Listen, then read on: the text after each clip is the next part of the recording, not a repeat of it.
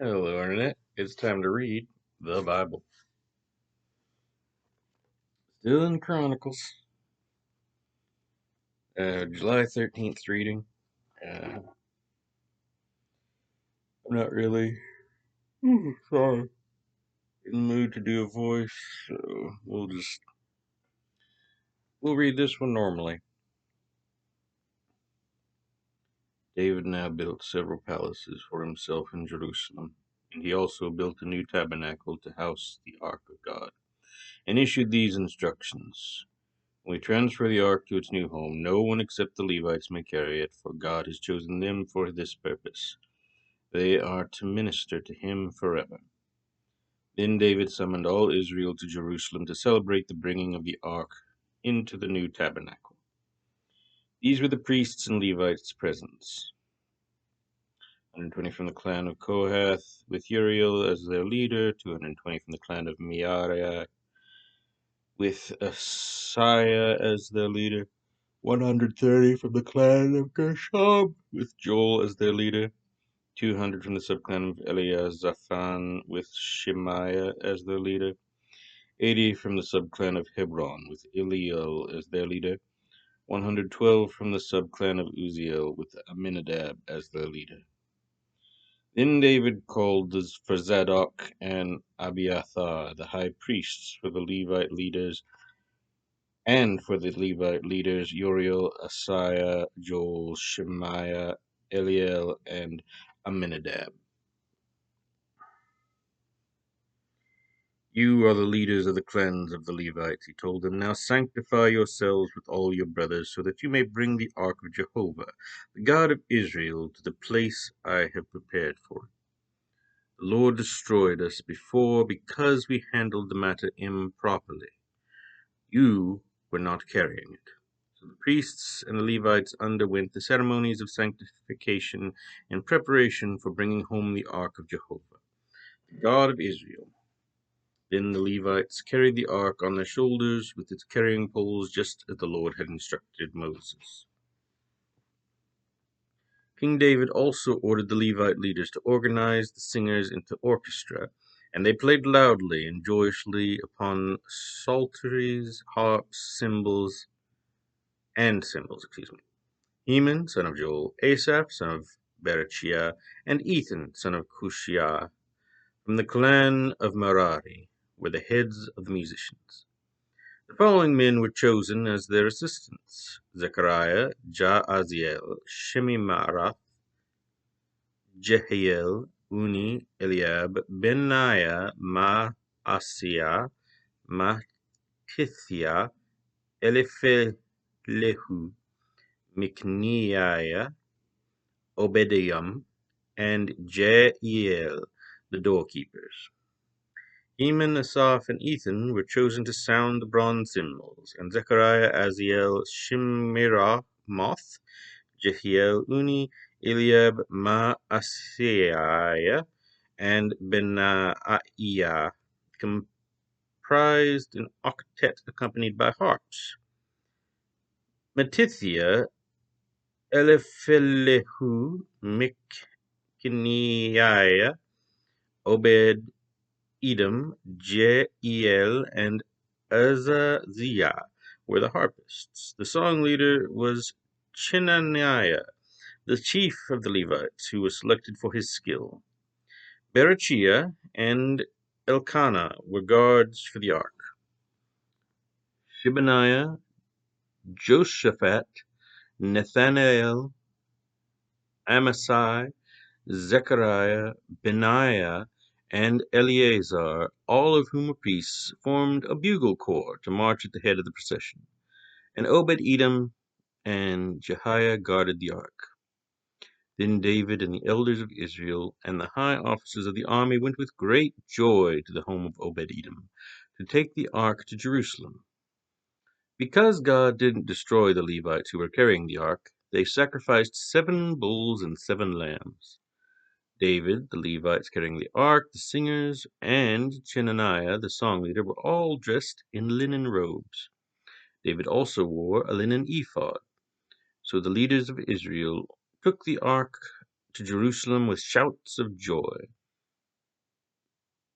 blowing of horns and trumpets, the crashing of cymbals, and loud playing on the harps and zithers. What's a zither? I don't remember. I also don't remember what an ephod is. Is that the like tabard thing they wear? You know what? I'm gonna look it up. I can alt tab and you can't stop me.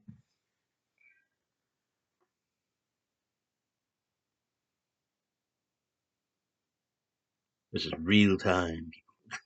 All right. What is an ephod?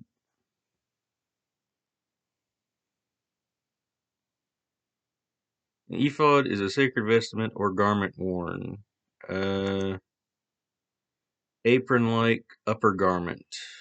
Do we have any pictures?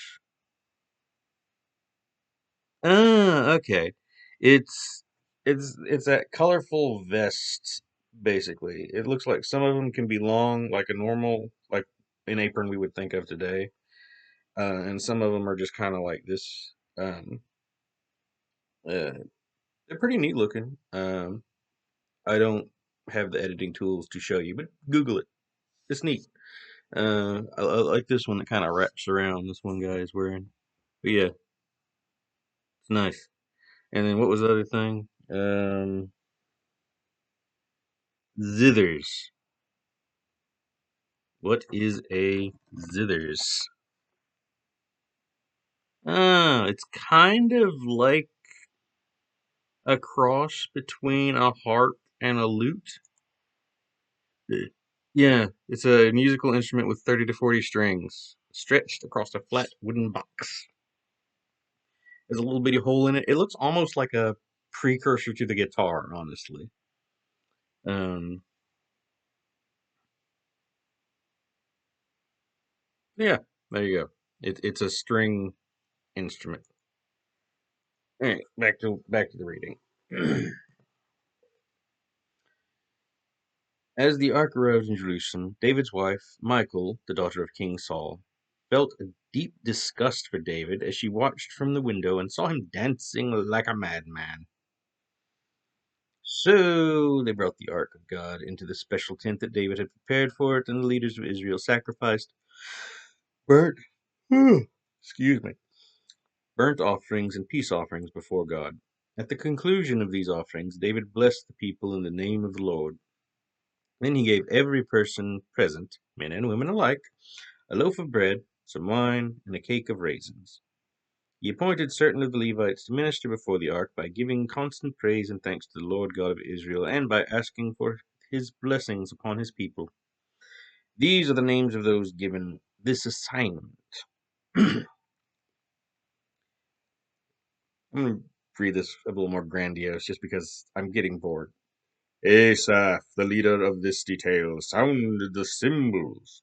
His associates were Zechariah, Jeiel, Shemiramoth, Jehiel, Mattithiah, Eliab, Benaniah, Obededom, and Jeiel. They played the harps and zithers. The priests, Benaniah and Jahaziel, played the trumpets regularly before the ark. At that time David began the custom of using choirs in the tabernacle to sing thanksgiving to the Lord. Asaph was the director of this choral group of priests. Oh, give thanks to the Lord and pray to him, they sang. Tell the peoples of the world about his mighty doings. Sing to him, yes, sing his praises, and tell of his marvelous works. Glory in his holy name. Let all rejoice who seek the Lord. Seek the Lord, yes, seek his strength, and seek his face untiringly. O descendants of his servant Abraham, O chosen sons of Jacob, remember his mighty miracles, and his marvelous miracles, and his authority. He is the Lord our God. His authority is seen throughout the earth. Remember his covenant forever, the words he commanded to 1,000 generations, his agreement with Abraham, and his oath to Isaac, and his confirmation to Jacob. He promised Israel with an everlasting promise. I will give you the land of Canaan as your inheritance. When Israel was few in number, oh, so few, and merely strangers in the promised land, when they wandered from country to country, from one kingdom to another, God didn't let anyone harm them. Even kings were killed who sought to hurt them. Don't harm my chosen people, he declared. These are my prophets. Touch them not. Sing to the Lord, O earth. Declare each day that he is the one who saves. Show his glory to the nations. Tell everyone about his miracles, for the Lord is great and should be highly praised. He is to be held in awe above all gods. The other so-called gods are demons. The Lord made the heavens. Majesty and honor march before him. Strength and gladness walk beside him. O people of all nations of the earth, ascribe great strength and glory to his name. Yes, ascribe to the Lord the glory to his name. Bring an offering and come before him. Worship the Lord when clothed with holiness. Tremble before him, all the earth. The world stands unmoved. Let the heavens be glad. The earth rejoice. Let all the nations say, it is the Lord who reigns. Let the vast seas roar. Let the countryside and everything in it rejoice. Let the trees and the woods sing for joy before the Lord, for he comes to judge the earth. Oh, give thanks to the Lord, for he is good. His love and kindness go on forever. Cry out to him, who save us, God of our salvation. Bring us safely back from among the nations. Then we will thank your holy name and triumph in your praise. Blessed be Jehovah, God of Israel, forever and forevermore. And all the people shouted, Amen, and praised the Lord. Didn't realize how close that was to my Armstrong voice. My just be as over the top. Heroic. That's possible. Uh, maybe not heroic. I don't know. Blustery. I don't know how I describe that voice, but you got it. You heard it. Anyway, we move on to Romans. We'll turn it back a bit. Sorry, I'm tired of life. Anyway, Paul will be a bit reflective. But God shows his anger from heaven against all sinful evil men who push away the truth from him. For the truth about God is known to them instinctively. God has put this knowledge in their hearts. Since earliest times, men have seen the earth and sky and all God made and have known his existence and great eternal power. So they will have no excuse when they stand before God at Judgment Day. Yes, they knew about him all right, but they wouldn't admit it or worship him or even thank him for all his daily care.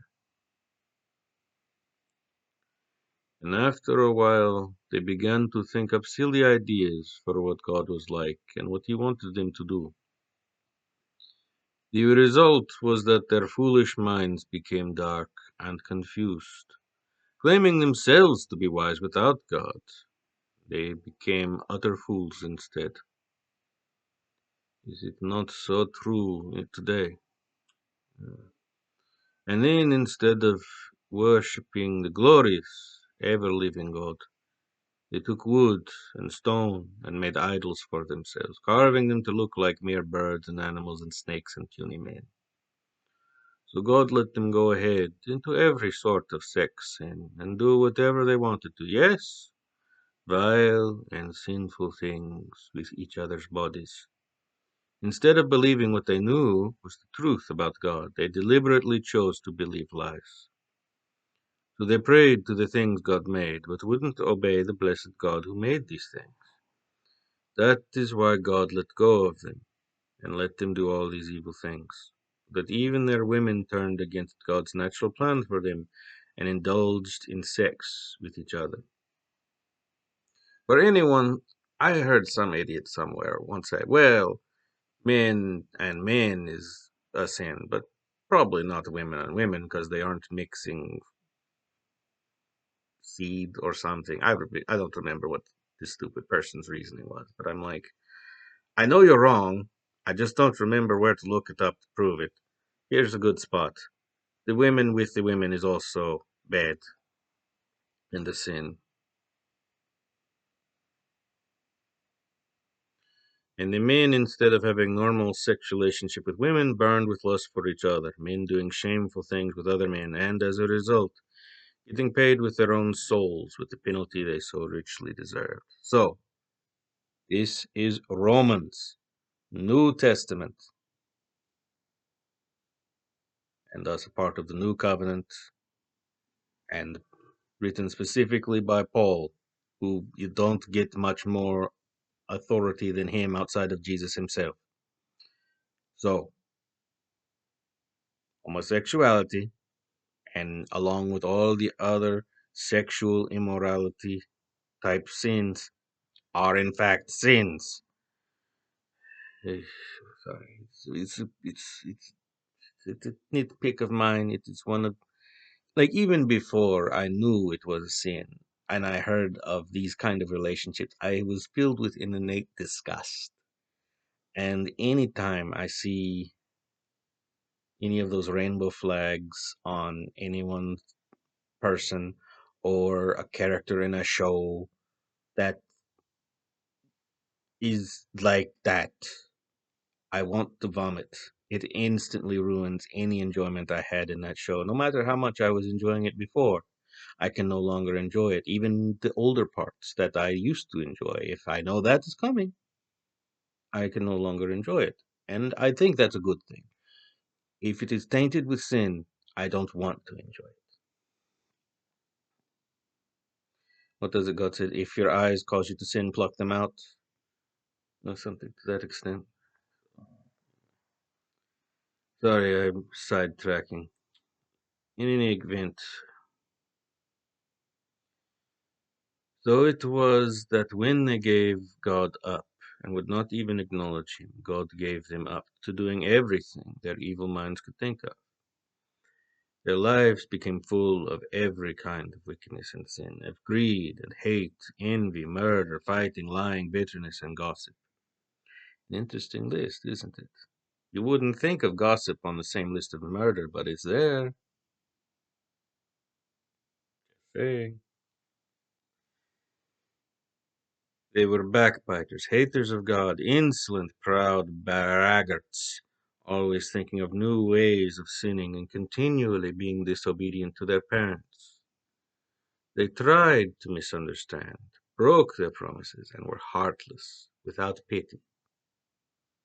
They were fully aware of God's death penalty for these crimes.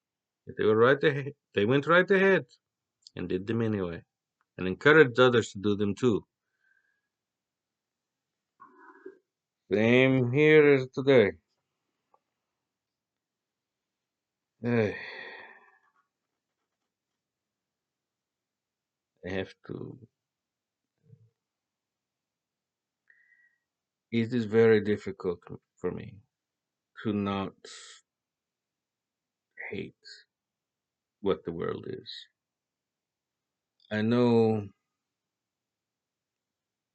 or at least I was taught, hate the sin, not the sinner. Love the people, hate what they do, and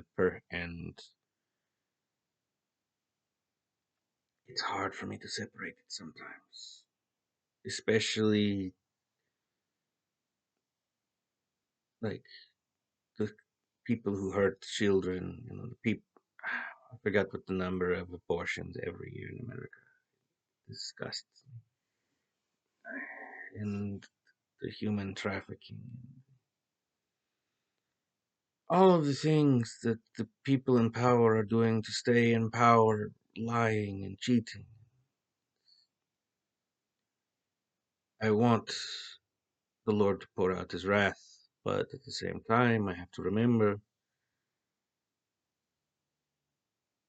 It is God's timing, not mine, and also that we have all sinned and fallen short. And His mercy extends to me.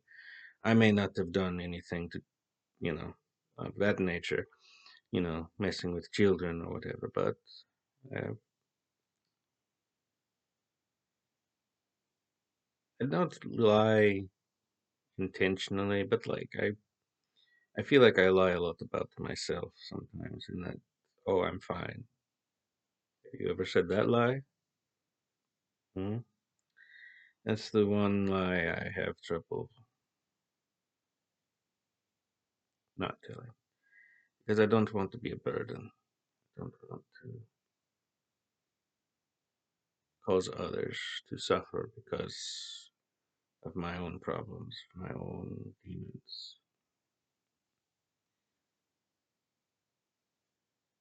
But the Lord helps me. I went off on a tangent there. I apologize. Let us simply continue reading. Psalms chapter 10, verses 1 to 15. Lord, why are you standing aloof and far away? Why do you hide when I need you the most? Come and deal with all these proud and wicked men who viciously persecute the poor. Pour upon these men the evil they plan for others. For these men brag of all their evil lusts. They revile God and congratulate those the Lord abhors, whose only goal in life is money. These wicked men, so proud and haughty, seem to think that God is dead. They wouldn't think of looking for him. Yet there is success in everything they do, and their enemies fall before them. They do not see your punishment awaiting them. They boast that neither God nor man can ever keep them down. Somehow they'll find a way. Their mouths are full of profanity and lies and fraud. They are always boasting of their evil plans. They lurk in dark alleys of the city and murder passers-by. Like lions, they crouch silently, waiting to pounce upon the poor. Like hunters, they catch their victims in their traps. The unfortunate are overwhelmed by their superior strength and fall beneath their blows. God isn't watching, they say to themselves. He'll never know. O Lord, arise. O God, crush them. Don't forget the poor or anyone else in need. Why do you let the wicked get away with this contempt for God? For they think that God will never call them to account. Lord, you see what they are doing. You have noted each evil act. You know what trouble and grief they have caused. Now punish them. Punish them, O Lord. The poor man trusts himself to you. You are known as the helper of the helpless. Break the arms of these wicked men. Go after them until the last of them is destroyed. Because I'm just telling you, that is oddly comforting to me to know that the psalmists also suffered with this yearning for righteous retribution from God on the wicked. And his retribution does come, but it's not like everywhere at once. It is more personal than that. In the same way that his miracles are often between him and the person receiving them. Anyway, let us finish with Proverbs chapter 19, verses 6 and 7. Many beg favors from a man who is generous. Everyone is his friend. A poor man's own brothers turn away from him in embarrassment. How much more his friends? He calls after them, but they're gone. Is the nature of people, I suppose. Anyway, thank you for listening. This one went a bit off script, but I hope you still enjoyed it. I thank you for listening, and as always, God bless.